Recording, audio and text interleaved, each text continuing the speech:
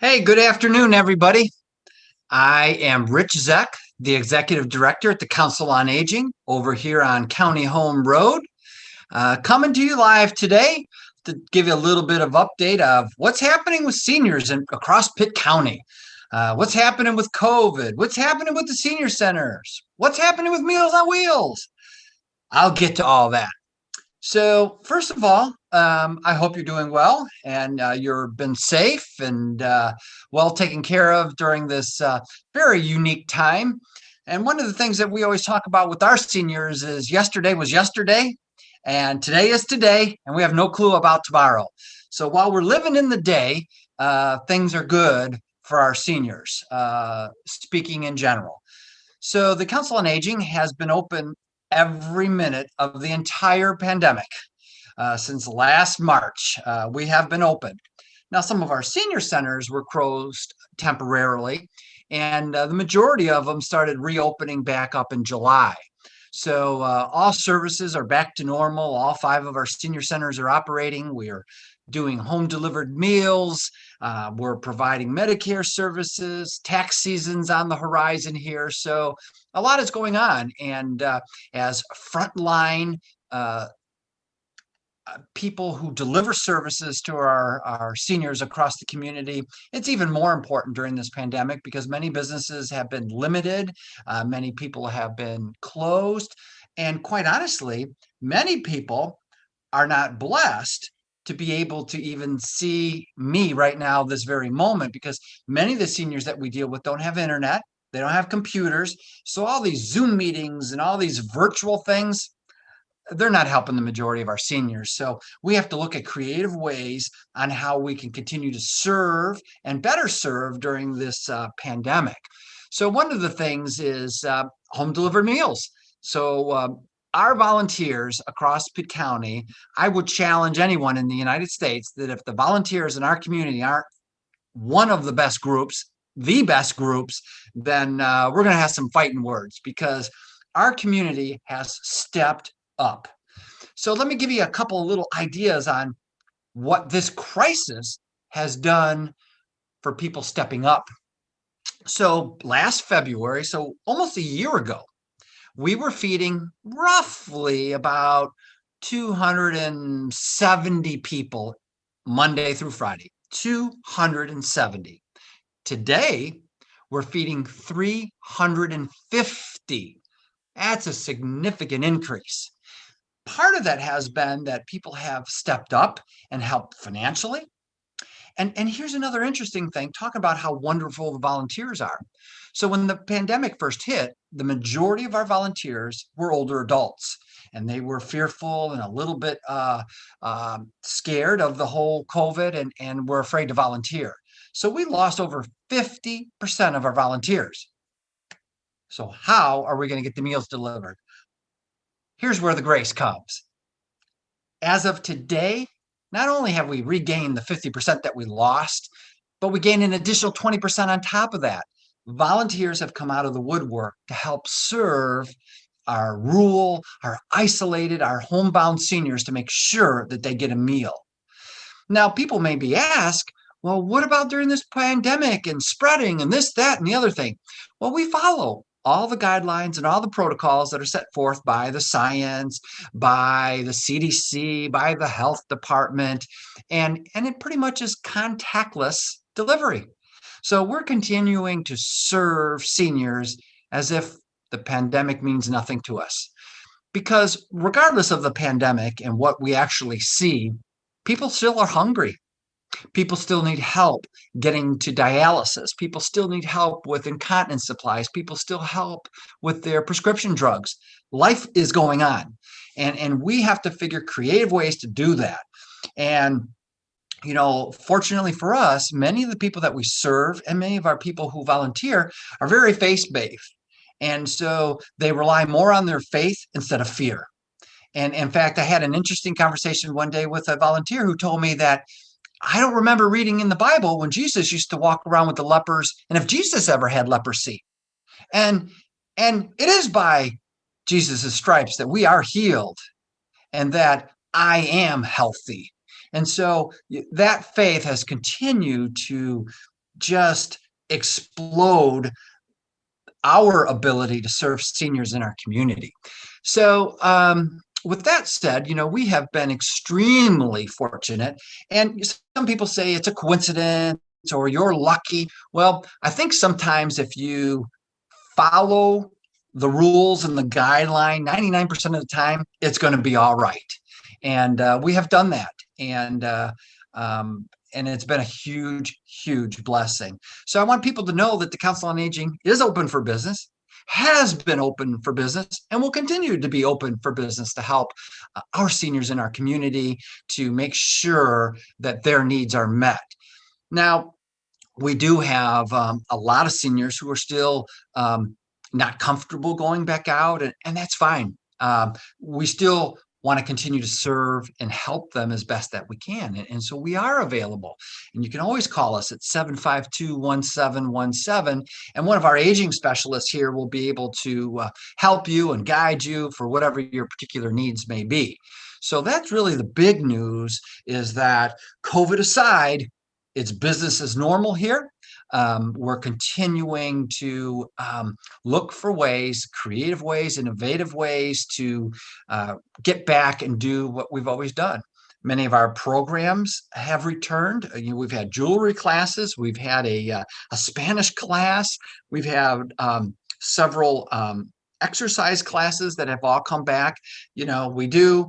Now, we don't use the word social distancing. We use the word physical distancing because people still are social by nature.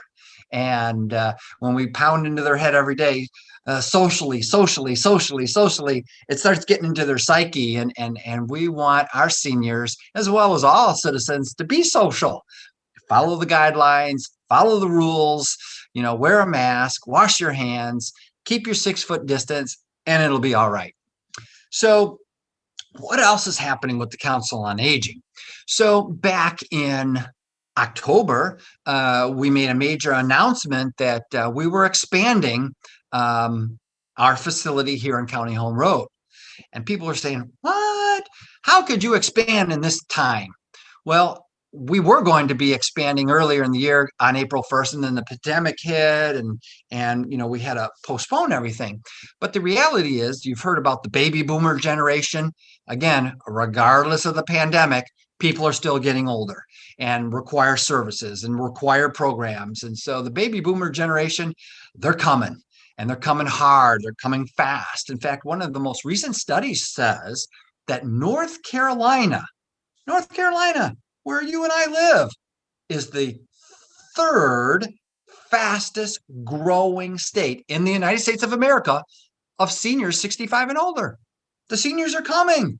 It's like a tsunami that's just going to overwhelm and flood us. So we need to be prepared for the people who are coming to our state to get away from wherever they're coming from, to welcome them and provide the services that people who are 60 and over need and require and want. And so we're going ahead and we're providing a capital campaign that is raising funds to expand our facility here in County Home Road. And as of today, the end of January, we're at 75% of our goal. 75% after first announcing this back in October. So there's a lot of people in the community who see the need, who realize the need, and what better time to do it today instead of tomorrow. So that's very exciting news. It'll give us an opportunity to serve more people, to feed more individuals, to offer more programming. So that is extremely exciting for us. So another thing that's happening is that communication. So how do we communicate during this pandemic with people who don't have computers, don't have internet? Exactly what we're doing right now. We're reaching out to the people, number one, who do, and more importantly, people who know people who may need services that we provide. I've mentioned this several times before that 5 years ago, the average person who called the Council on Aging was between 75 and 77. Well, that makes sense. That's the people we serve. But here's the interesting thing. Today, the average age is 48. Now, I already said that we only serve people who are 60 and over. So where are we getting all these young people? It's through social media, where the children, the grandchildren, the neighbors of the seniors who don't have computers, who don't have the internet, are hearing the words. They're hearing the story and saying, you know what? My mom needs that service. My next door neighbor needs that service. And they pick up the phone and they call us and say, hey, my mom is 72. She could use your services. I'm going to give her your number. And that's how we communicate. That's how we lift one another up. And, the other great thing that is actually happening during this pandemic is it's bringing people closer together. Now, sometimes we talk about what separates us and how we're unique and we're different. But I'll tell you what, there's more that unites us than divides us. We just have to get beyond what we see in front of us.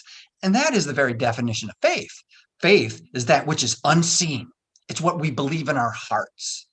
And right now, I do see a lot more unity happening, because the reality is whatever's happening in Washington, D.C. or Raleigh or with your political party or my political party, it's not going to help feed people tomorrow. It's not going to help people get to dialysis tomorrow. You know how we're going to do that? Me and you working together and saying, you know what? We've got issues in our own house. Let's take care of it. And people are stepping up. And that brings me such joy. And I also believe that my father looks down and says, that's what I need you guys to do, is to work together instead of against one another. It's a very unjust world. There's a lot of anger. There's a lot going on. There's no denying it. But again, the reality for a 78-year-old widow living in rural Pitt County, who doesn't drive, who has no caregiving, all those things may affect you and I, but to that woman, she's hungry. She just needs to get to the doctor. She needs some incontinence supplies. So we can fight and argue and politicize all day long, but for me, I just choose to serve one another, and it's making a difference. So I just want to share with you today that there is good news. Sometimes we got to dig a little deep to find the good news, but there is good news. And there is no more vulnerable portion of our population than our seniors. They're alone. They're isolated. And imagine, if you will, while COVID gets everybody, the majority of the people are seniors. And day in and day out, they're reminded of that. It's very scary. It's very frightful for them. And we can tell them all day long, well, just turn off the TV, don't listen anymore. It's all they got to do. So we have to bring them hope. And that's what we're doing at the Council on Aging, is we're providing hope to our community and letting them know that if you're a senior or a family member of a senior, we're going to do everything in our power to help you, regardless. So look us up on, you can look us up on Facebook, Pitt County Senior Center. You can go to our website, Pitt, PITTCOA.com. You can call us, 752-1717. There's lots of ways that you can get a hold of us so that we can help you. We can't help you if you don't reach out to us. So here's our hand. We're reaching out to you. Grab my hand, grab our hand, and we'll do the best we can to help you. So continue to follow the 3 W's out there. Be safe, but have some faith. There is hope. There is a light. And the more we focus on the light, that darkness gets further and further behind us. I know I've talked to hundreds of seniors, and it's a choice. It's clearly a choice. So if you need us, we're here. So that's all I really have to share with you today. I hope you feel a little bit more hopeful, a little bit more inspired that there's an agency out here, as there are a lot of agencies who are out here wanting to help you. The Council on Aging is here to help you navigate this crazy time. And as we look forward and behind gets further and further behind, we'll get back to normal. We will get back to normal because that's going to be our choice. We're going to choose to get back to normal. We're going to kick this thing. We're going to all get better. So have a wonderful and blessed days. And if there's anything we can do, give us a call. Again, my name is Rich. I'm with the Council on Aging, and we're here for you. So thank you for the time today, and feel free to continue to support us in prayer, support us financially, support us in person. Whatever you want to do to connect with us, we'll be able to connect with you. So again, this has been Rich. Have a wonderful and fabulous day, and peace.